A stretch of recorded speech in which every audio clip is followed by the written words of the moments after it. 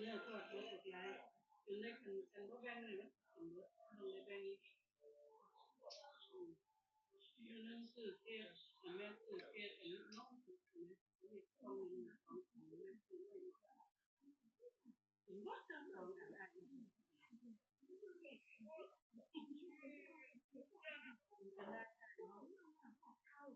ว่าแบ่งกันคนละอันฟ้องว่ากันแบ่ง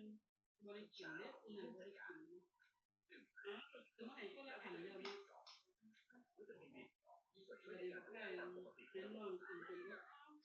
กินไปไก่ดู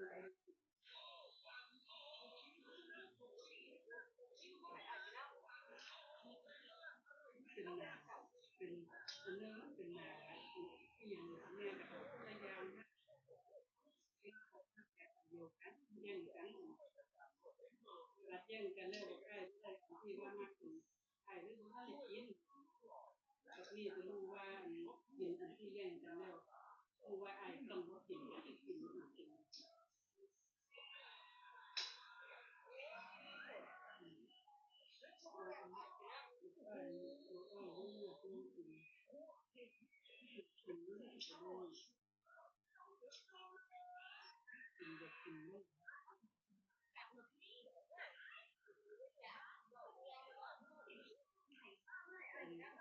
คนนี้เองเดี๋ยวแป้งแต่แป้งใส่น้ำมันมากินแต่ละทีรวบย้อนก็บอกเลยนะกูอย่ากินเยอะไม่ได้คิดถึงกันนะอย่างมาไปสื่อดูอย่างมันเบื่อมันเบื่ออีก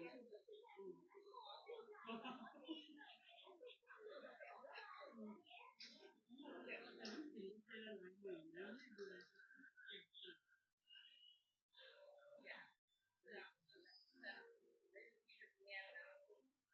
กินเจอทีใหม่ผู้เดียวก็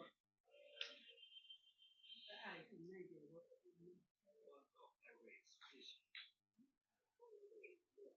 คนดีใจไปแล้ววันมันเกิดความถึงทีความเบื่อคนเบื่อคนคนทำให้เสียงานแต่ว่าเราเนี้ยถึงแบบว่ากินวัดเนาะ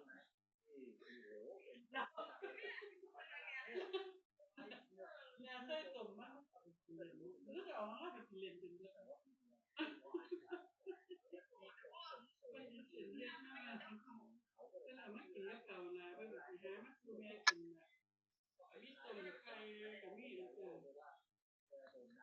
ขาไปตักเขาติดกับมาอย่างมาเอาซื้อไปกินเลย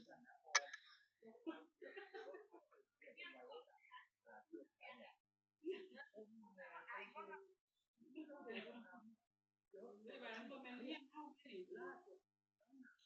กินยังไง